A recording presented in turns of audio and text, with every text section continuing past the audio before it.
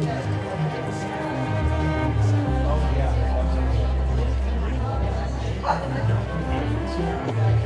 right, ladies and gentlemen, thank you for coming out today.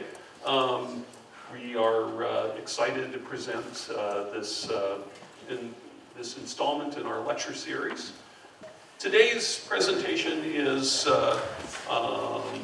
about Christo's fence, and in early September of 1976, Jimmy Carter was president. Mao Zedong had just dropped over, and we just landed a spacecraft on Mars or something like that, if you looked at any of the newspapers around the hall. And then somewhat obscure Bulgarian artist by the name of Christo was installing an art exhibit in Sonoma and Marin counties, starting in near Katati, crossing 101, going over Meacham Hill, crossing through 59 different local properties, ranches, dairy and sheep farms and so forth, and down through the town of Valley Ford, and then out and entering the ocean somewhere near the Estero Americano, just to the west of us here. That was the obviously the Christo's running fence installation, and over 2,000 of those fabric panels that you can see, one draped over the bar, 18 feet high, 85 feet long, on these big metal poles. And you're probably sitting there going, 50th anniversary, 1976, aren't you prematurely celebrating this somehow?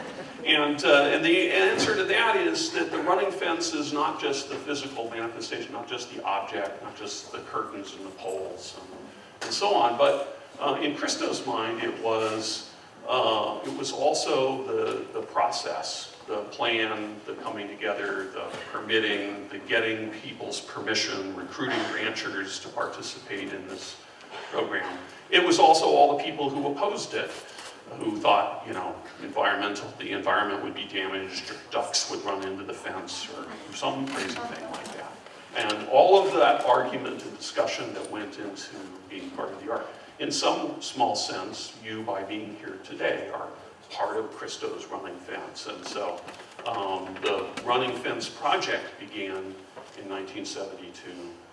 And so that's how we're counting the 50 years off, and why we're celebrating a little before September of 26. So we're going to do three things today. In a moment, we're going to dim the lights, and we're going to show a film that was made at about the 35-year anniversary called The Running Fence Reconsidered. And that film features a number of our panelists who are you're going to see in a little while. After that, we'll have a little 10-minute intermission while we reconfigure a little bit. Our panelists and moderator will join us and recount their recollections of the experience of planning and constructing and having the running fence project here in Sonoma and Marin counties. And then finally, we're going to have an open mic for those of you who want to share your reminiscences, or to ask questions, or talk to the panel to learn more that way. It is my pleasure to be able to introduce the moderator for our panel today. Suzanne Lang is the host of a radio program for KRCB. She is a volunteer at the Tomales Regional History Center and a resident of Tomales. And so please join me in welcoming Suzanne, who will introduce and moderate our panel. Thank you, Addison. And it's so good to see people come out here today, and I just want to acknowledge a few people as well. Liz Mitchell and the board of the Tomales Regional History Center, who sponsors the event, and Denise Brown and the board of the Tomales Town Hall. This building has hosted gatherings of the community for really over 100 years. And we're so lucky in this town to have two historic buildings anchoring the town. So We are run, both of these institutions, completely by volunteers and generous contributions. So there are jars around, and feel free to fill them up. Also, I want to acknowledge Elizabeth Phillips, who is also a docent at the History Center, and her curiosity and creativity and drive has really put this event together, and also the lecture series. So I hope you'll come out for some of the other offerings. Thank you, Elizabeth. And now I want to introduce our panel. You know, I wasn't around here when the running fence was happening. I was living back east in high school, but this was something that people knew about all over. And I think it raised a lot of questions about art, what is art? And I also think it brought a lot of focus to the beauty of this area. And so I want to introduce our panelists. Bill Bettinelli, who he is, was not in the movie, but he is a star of the production in a way.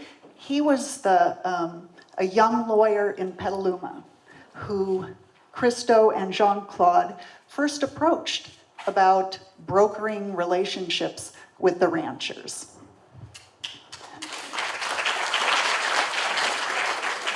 And the featured stars of the movie here, though some of you I notice are in the audience.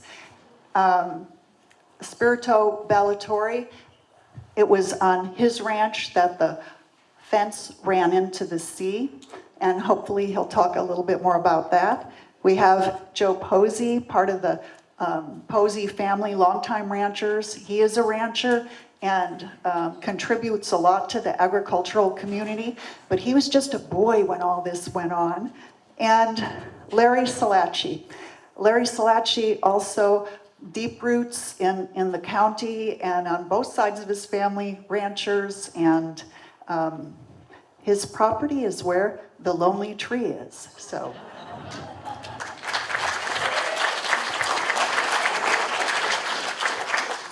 You know, there's a lot to talk about here, but I think I want to get some immediate reactions from you in reviewing the film today. I'm so glad we actually got through the film, and but I'm wondering if any of you have any immediate reactions you want to share with us. Going back to the lonely tree, that is a kind of a boundary marker that separates, that's a line fence, that's a corner in our line fence. But John, Claude, and Christo loved that tree. To me, it's a tree. They fell in love with that tree, and they made sure that that was part of the running fence. All the pictures they took and had things done, they always had that tree in it. And it was, I guess it brought their art into perspective, and a lot of people thought the same thing. I was gone during a lot of the construction of the fence. I was there at the very beginning, made a lot of the meetings.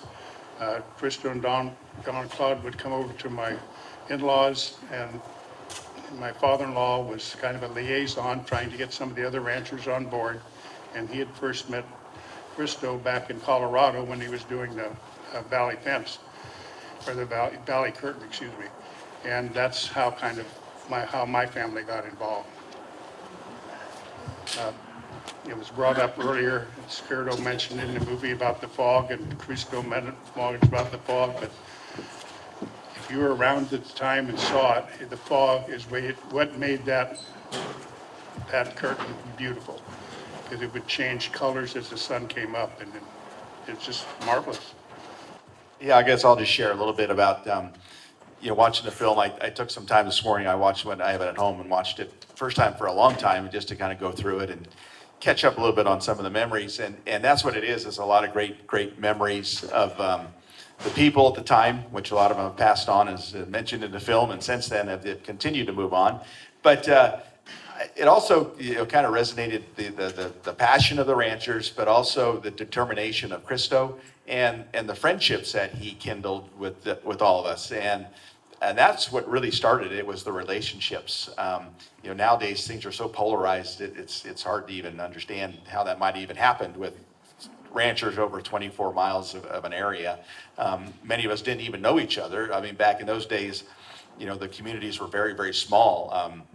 We didn't go to Petaluma very often, and we didn't leave our area very often. So it was kind of interesting that, he worked all those ranchers all the way along, and everybody, brought up the same concept of, hey, it's our property, and we want to work with Christo and Jean-Claude, and we're going to do what we can to make that happen. And it's kind of refreshing to see that concept in the film again. And so it's fun to watch it again.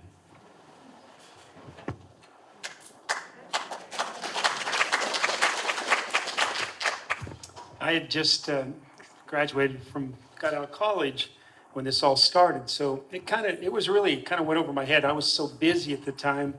My dad was in his 80s and I was running the sheep, and I had started working for Christo. We were from the very beginning doing the staking years before the fence ever went up. So I was so busy that I really didn't appreciate it at the time. In fact, when Wolfgang came out and made the movie, I think I got more of appreciation for the fence and all the things that happened and all the community that put in their time. And they were so gracious to Christo and Jean-Claude. Everybody got along with them. I don't think it was only because they were telling us we couldn't do something on our property. It was more because they were very genuine people, and what they said, they didn't go to the next neighbor and tell them a different story. It was all the same, and I think that's what really brought them together with everybody. But truthfully, it was a pretty amazing feature, and I didn't think it would stand up. I mean, with the wind, everybody that lives around here knows how the wind blows. And he brought his engineers and people that helped him at the Colorado project with him. And I can remember telling him that you guys realize how hard the wind blows here, and that barns blow down, and how are you going to keep this fence up? But they did it. It only a few poles bent, but other than that, it withstood. Looking at the video was kind of a culmination of 50 years ago work of mine, because I never really was part of the art side. I was the first person in the area that Jean-Claude and Christo ever met. In middle of 72, early 73, I was president of the Petaluma Chamber of Commerce. And they came to see me to see if they could get the Chamber of Commerce to endorse their project. And I can talk more in a while about those early conversations, but I was very active in the organization of getting the project going. I never was part of the thing itself, that is, either the construction or otherwise. And until you see like this film, or until I see this film, I still don't recognize the beauty of the project in completion. I mean, it was a fascinating thing to see again in the light that it's shown now, because no one ever saw it all whole. You'd have to drive 25 miles to see it. No one ever saw it whole, and in the video you can see the whole thing and how it relates to the land. And that was what was most interesting to me, seeing this again today here.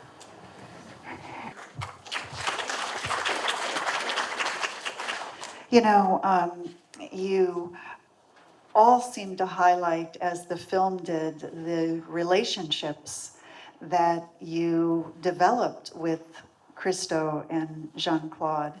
And that's something that I'm wondering if any of you care to elaborate a little bit more on, because it seems like they were genuine, and even through the times when there was a lot of contention around the project, that there was still a lot of respect for the people they were working with, and that it seems to me that you created relationships that maybe lasted. And Spirito, you recently said that you and your mom and family might have been some of the last ones to even be with Jean-Claude.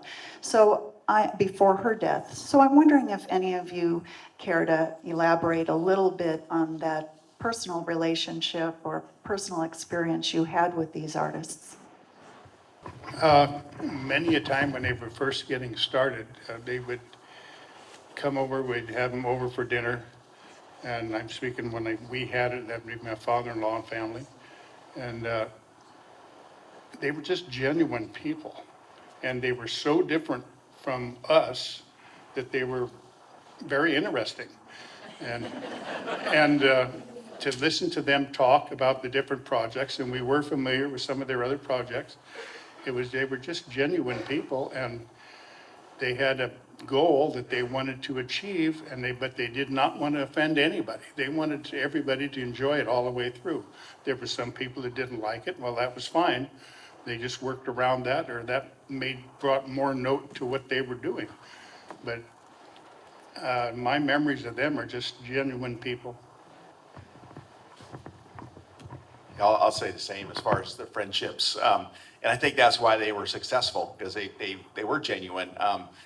I mentioned in the film there when we first met them, and they came into the ranch, and at that point we were still milking cows, and anybody local knew you didn't come to a dairy and have a chat with somebody when they're milking their cows, because you needed to be well milking. So they left, and then 3 or 4 hours later they came back, and at that point they brought the book of the Valley Curtain from Colorado, and and their filmmakers were with them, or their photographers, but they didn't have a time schedule. They sat there. My mom put out some cheese and crackers and salami, and we sat there all afternoon just visiting, telling stories about our family, and Christo talked about their family, and their son Ciro would come out and stay with us once in a while, and it became a friendship, and it also lasted. I mean, they send cards or give phone calls, not only to our family, but many families. And then during the, as you can see in the film, how genuine it was when they came back, and so many people were happy to see them, and they picked up the story like it was yesterday, even though they were gone for quite a few years doing other projects.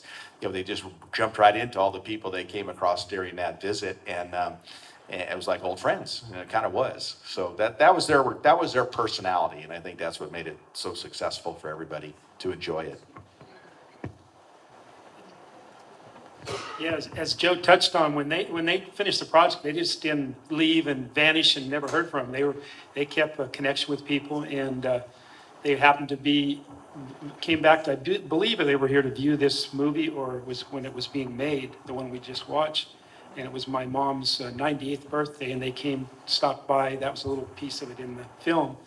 And Jean-Claude brought her a big bottle of French perfume, and they were such nice people. And then unfortunately, they left and flew to New York, and that was what was interesting. They were the first people I ever knew that they never flew on a plane together. They always took separate planes. And she checked into a hotel in New York City, and she had a brain aneurysm and passed away about 3 days after she'd seen us. And then when my dad passed away, and I'm sure that everybody in the community, when they passed away, they sent their condolences, a card and things. So they kept in touch, and they invited everybody that was involved with the fence to view his other projects. Mom and my mother and Rosie El Marini and other people went to New York when they did the Central Park project. So, and he treated them, put them up in the hotel and treated them to dinners, and treated them like royalty. They were very, and I'm sure they did the same when they left every project. What I remember most about them that was attractive to everybody is they listened. The video talked about them talking, but they listened. In my first meeting with them, when they were saying the things they wanted to do, they talked about wanting to gives the landowners a washing machine or a television or something for the rights to cross their land. And I said to them, I said, this isn't Appalachian. I said, drive by these ranches and you'll see a new pickup and a Buick in that driveway. These people are not poor. They're not rich, but they're not poor. It's going to take more than a washing machine to get them to do this. And they understood that, and they picked up on that. And I think almost everybody who granted permission kind of got something a little bit different than anybody else. They would listen to you. It was midway through the project before they thought about the value of giving the pipes and the fabric to the ranchers as part of the compensation. I was right in the middle of that because after I'd first met them and told them it was impossible to do what they wanted to do, about a year and a half later, they came back to my office to see me again. And they said, we have been traveling and talking to landowners. Several of them said they wouldn't agree to this project until they talked to their lawyer. And they all said, you're their lawyer, so we thought we'd come and talk to you. And that is when they hired me to draft the easement agreements, introduce them to the people I knew, and travel primarily with Jean-Claude to the kitchen tables and porches where we talked about all these things. And one thing that people don't realize is that Jean-Claude was a witch in a very positive and friendly way. She had a charisma and a power that I've never seen in anybody. The two of them would come into my office and we'd have a meeting, and they'd leave. And at the end of the meeting, I'd turn around, and on a back desk in my office, I had a clock. And that clock would be stopped at the time she walked into my office. And I firmly believe that she did that so I wouldn't know how long they were there and wouldn't know how much to bill them. But that power transferred over to her conversations with everybody.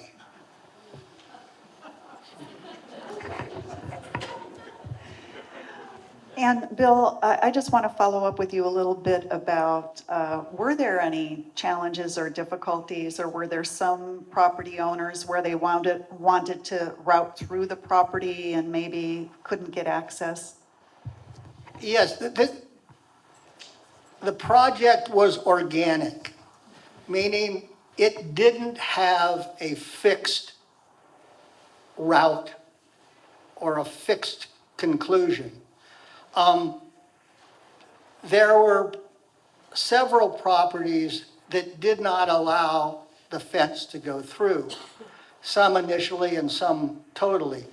A property in Valley Ford, or just north of Valley Ford, said no. And so the entire fence was routed up through Betsy Steitz's property to come down into Valley Ford from the top of the hill, which was, as it turns out, was certainly an improvement rather than traveling along the estero that they had wanted to do. It moved it up to the top.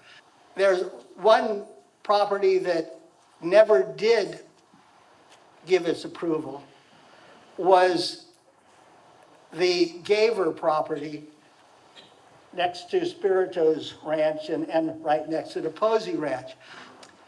Mr. Gaver, who at that time was in Monterey, I think in a rest home, refused to let it cross his property, even though Betsy Stites, who was his sister, was a real advocate for it. So that's one place that resulted in what, if you read anything about this, the Gaver Gap was a one piece of the fence that wasn't ever completed, kind of moved it down through Joe's property a little bit more, but it wasn't at a place where anybody could ever see.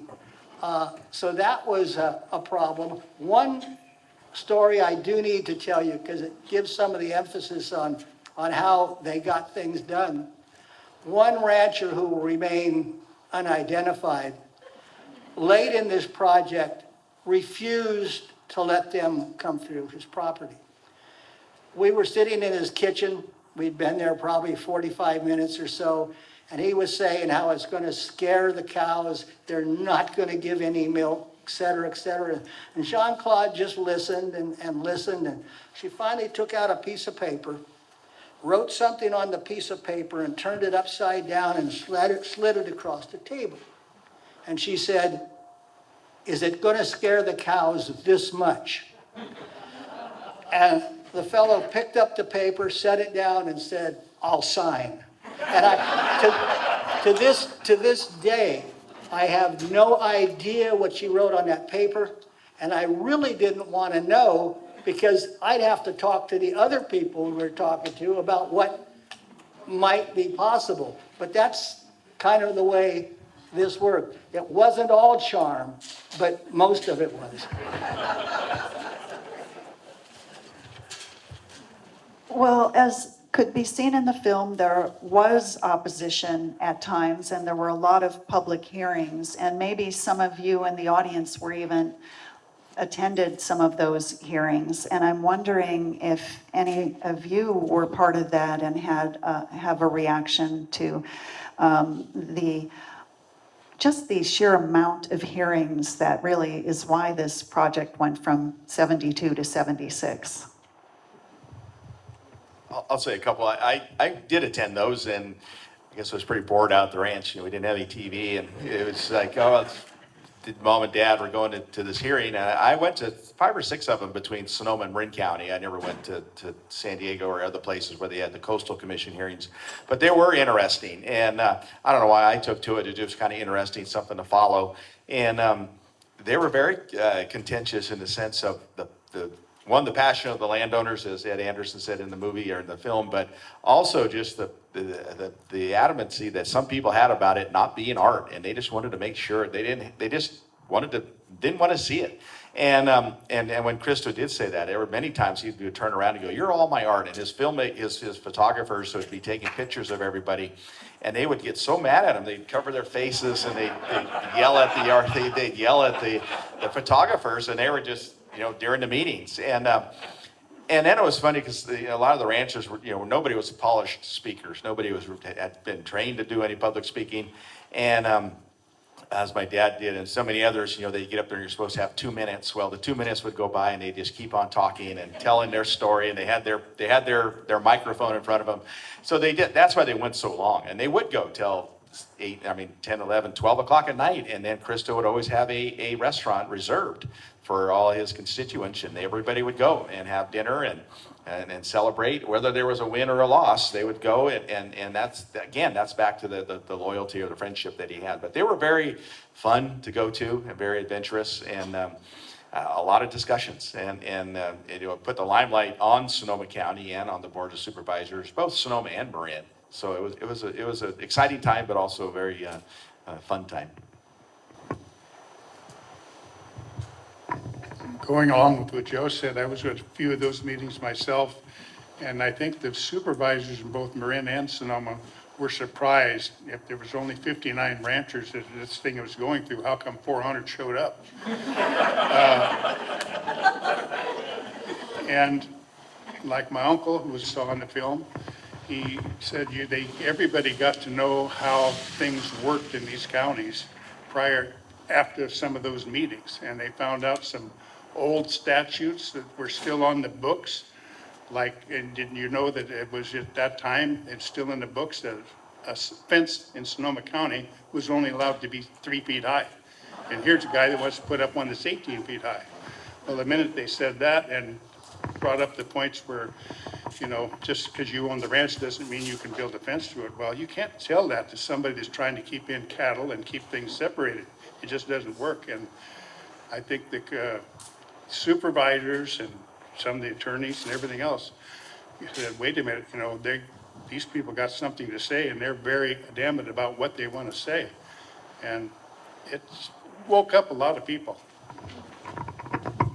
And it seems like even within county government, that there were agencies against the Board of Supervisors, or there was a lot of internal conflict really within both Marin and Sonoma County. And of course, within the Coastal Commission too. And where the running fence went into the ocean, that was kind of a dicey area and a dicey time that the Coastal Commission was involved with that. And I wonder, Spirito, were you there when they actually did that unfurling into the ocean there? Because I know you did help with a lot of the kind of anchoring and that sort of thing. Yeah, we were there that morning. It was really foggy, and the big talk was that whether he was going to do it or not, because the Coastal Commission, which I think had just started a few years prior to that, and they were still trying to gain some power, which I hope I'm not offending anybody, but I think Coastal Commission has too much power now. Anyhow, they were going to fine him and told him about his fine, but Christo said, we're going to do it. So the panels came in, I remember them being, I don't know why I remember them being locked in this, when the van showed up, there was locks on them, because in those days, we didn't lock even our houses around here. Nobody had locks, and here they come, they're all locked in, and so they unlocked them, and I was driving a service truck when I was working for the fence, and that day we had taken all the gas tanks off and everything, and we filled the panels on and headed out to the coast, because that was going to be put in first prior to the rest of the panels, and up they went, and you couldn't see from the top of the hill to the bottom when they were done. And pretty soon, when the fog lifted and here it was, that part was pretty amazing. It really was. But there was one other thing I remember now when we were talking about Jean-Claude and Christo. I remember them in the morning at the office one time. They were going to visit one of the ranchers that they hadn't gotten a go-ahead to at that time. And I can remember Jean-Claude telling Christo, remember, Christo, we cannot run into a cow because that will kill the deal.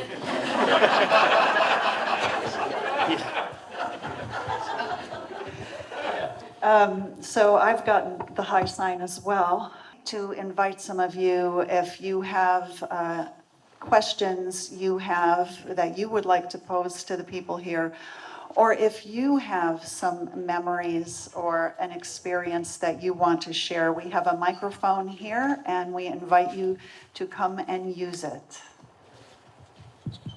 And tell us who you are and where you're from. My name is Greer Upton, and I saw the unfurling into the ocean, and I'm attached to I have a concussion, so I'm missing some words, but the float, and I know they wanted to submerge the float, and they couldn't seem to get that happening, but it did unfurl. It was quite fabulous. And I remember at that point, Jean-Claude's parents appeared, and her father was a general or something really important, and she was so proud. And that's how I think she got things done, because she learned from her father. I also want to say that I was at the hearings in Santa Rosa, and it was really it was so exciting. It was very exciting in the art community that I'm part of, and my husband taught at the JC, and I had started an art and ecology school out on Roblar Road in Petaluma called Evolution Art Institute, if anybody's old. And we had classes out there. We were young, didn't know what we were doing. But Christo lent us some of his drawings, which later ended up in museums and collections, to have on display. in our barn. And of course, we couldn't lock the barn, so we slept in it to be sure it was safe. And so people came to see, but they were very generous. I mean, here with these young hippies, okay, we're gonna lend you our art to be on display. And at the hearing at Santa Rosa, what I remember, there was a wonderful woman from, I believe, Valley Forge, or maybe Bloomfield, and she may have been part of the restaurant Stormy's. And she told a story about making a pie, and sometimes she makes a really special pie, and it's a fantastic pie, and people eat it, and she considered it art, and she said, and then it's gone, because people made such a fuss about it being temporary. And everybody exploded in applause for her, and she got her point across. The other thing that was really fantastic is it got the young students at Sonoma State and the JC, and probably in Marin, jobs. They paid them pretty well at the time to come out and work on the fence. And that was challenging because of the wind. My God, that wind. And they'd get it up and they'd be flying, so they didn't get it really early in the morning. If you haven't seen the other film, the first film, it shows the force of the wind with the curtain was quite something. And seeing it was during full moon. And driving around at night, seeing that white fabric reflect the moon, and it was silvery and like a wet fish, and it was just really exquisite. And I think it took everyone by surprise, and it was so different. It was land art, it was installation art, and that was pretty cutting edge in the art world. So he shook everybody up, and it was great. And I love how he saw the whole process, the people saying no and dealing with the government, and the whole thing was part of the art project. So hail to Christo and Jean-Claude. He did continue working in the future, adding her name to the project, so they both got credit. And that's just what pops into mind, and thank you all. How did you end up being there that day? Were you working on? I had a friend, Jefferson Rice, who was working on the project, one of the top guys. There were levels of people, and his project was that end, going into the water there. And I felt privileged. Oh, I also rented an airplane, which was quite amazing for, I was 26 years old, and went up and photographed the film, the fence from above. And my friend Patrick Healy had a friend who had a plane that helped arrange for me to get up. So it was great. It was a wonderful project. And it's so happy to see that someone mentioned here about people getting together that are not normally together, ranchers and artists, and especially quirky artists doing land art, temporary land art, and how, people are beautiful, and art is everywhere. Thanks. Thanks for sharing that. There are a couple of things about that rush to the ocean, and I think it's important for everyone to understand. That was Labor Day weekend. And that weekend was picked because Christo knew that the Coastal Commission was seeking an injunction to stop that last run. And he figured the courts weren't open and the Coastal Commission wasn't working on that weekend. Also, for those 3 days leading up to this is how the acts of God get involved. It was very foggy, and no one could see what was going on out there while they were mounting the poles. And it's part of the divine intervention in the completion of that project. There's a very practical thing that followed that also. The injunction was sought. And the judge in Marin County decided to set the hearing for the week after the fence would be down. And so there was both divine intervention and legal intervention to get that last run in and done, which was obviously a very important part of the overall project. Hello, everybody. Thank you. I'm Dennis Baldacci. My mother was Helen Mariani, and her father was Mario Mariani, and her mother was Stella Albini. And they had a dairy on the Stites-Gaver Gap, the ranch between the Ballatore and the Pozzi Ranch. And so I heard a lot about some of the details that the fence went around the ranch, but I never really knew why. So I really appreciate you all kind of filling in some of the family history. My mother had a little piece of the fabric and it disappeared, so my wife and I are heartbroken on that. And I rarely get homesick, but I was a graduate student in Nebraska in about '79. I was watching educational TV, and they had this story. And I've traveled all over the world, and I must say, this is the most beautiful landscape in the world, and really, this was I guess the one question I ask is, I hike here a lot, and I love this countryside, and it's so beautiful in the green spring. So I was curious why it was done in the fall versus the spring, or was it intentional, or just because of the bureaucracy that happened to do this in September? From what I recall, he fell in love with the golden hills, so it would, the color of the hills is why he thought that would go with the fabric. But I wanted to touch on one thing that the lady that came up first talked about the payment that he was paying us that worked for him. I think minimum wage at that time was like $1.75. Pretty sure I worked for Tom Furlong for $1.75 one summer just before I did this. And he paid his starting was $7.50 an hour. And we thought, I think that's the reason a lot of us didn't continue with college. I think, just real quick, I think there was about 600 people that worked on that fence. The students, unveiled it, because he did it all at one time. The week of the unveiling, they had it all ready to go and pulled all the curtains at the same time.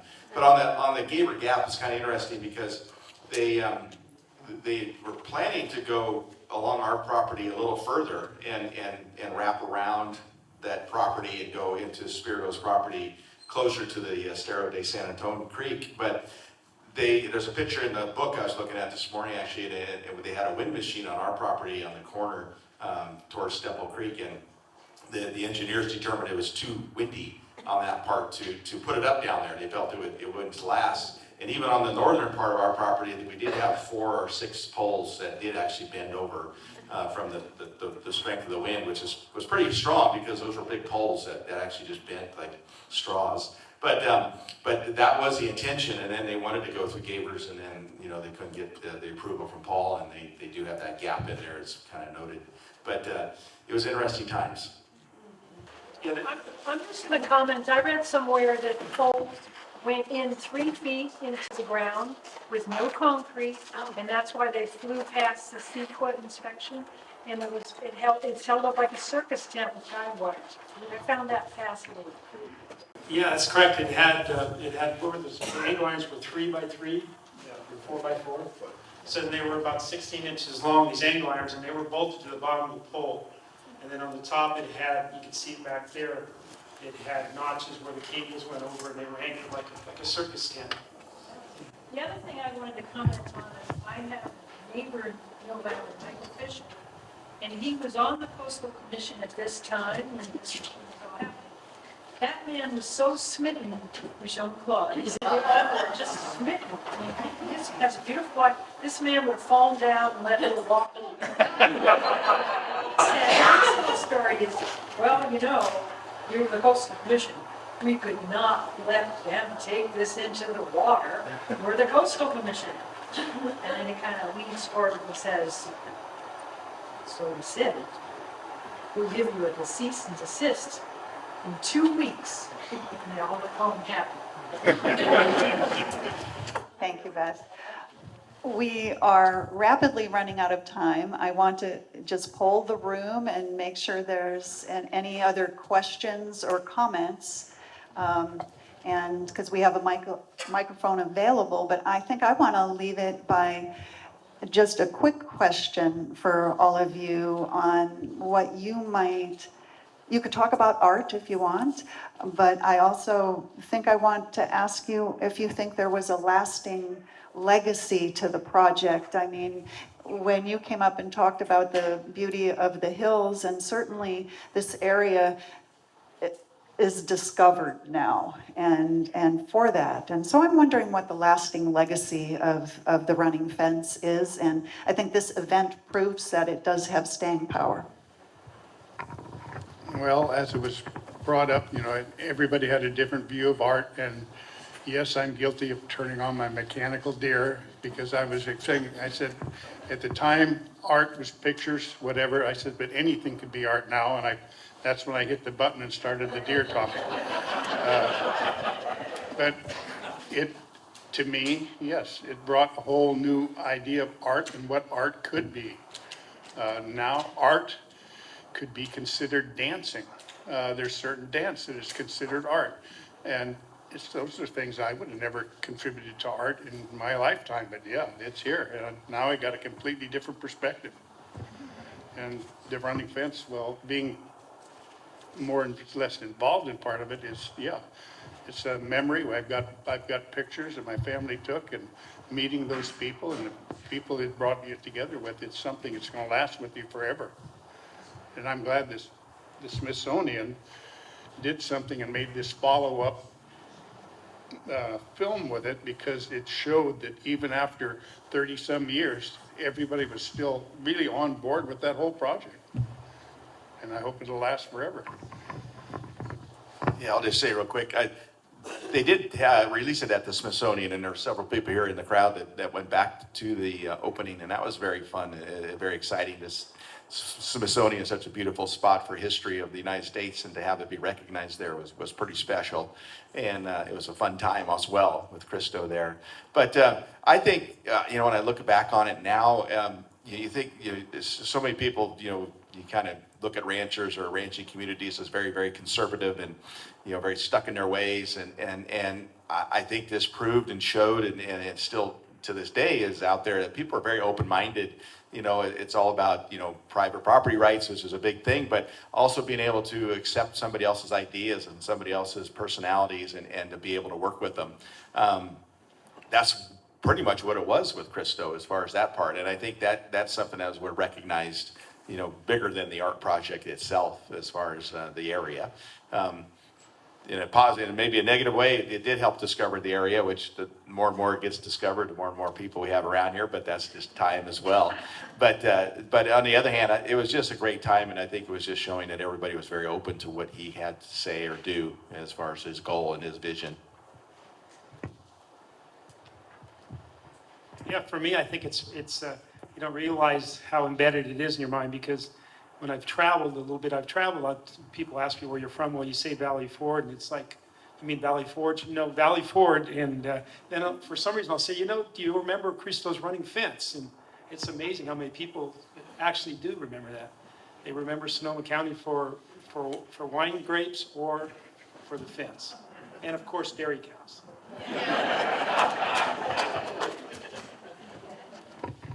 The legacy that I see out of the fence on a personal level is, living here all my life, I did not realize where I lived.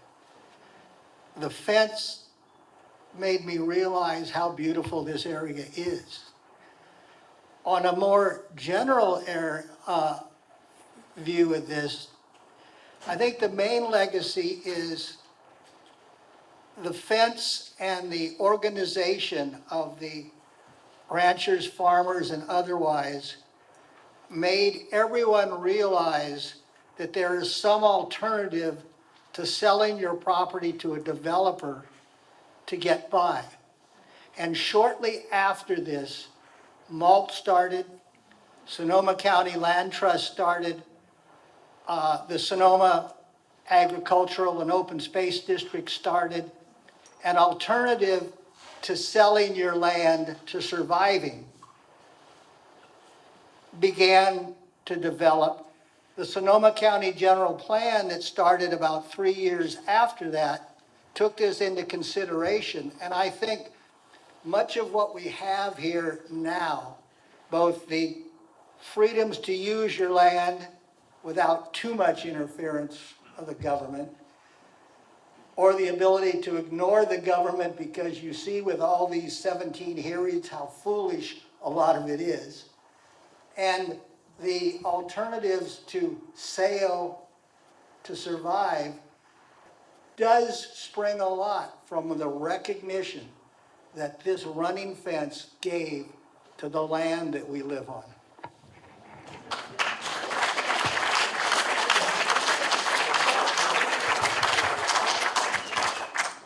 I want to thank you all for coming out today and being part of this ongoing art event of the Running Fence and supporting the Tomales Regional History Center.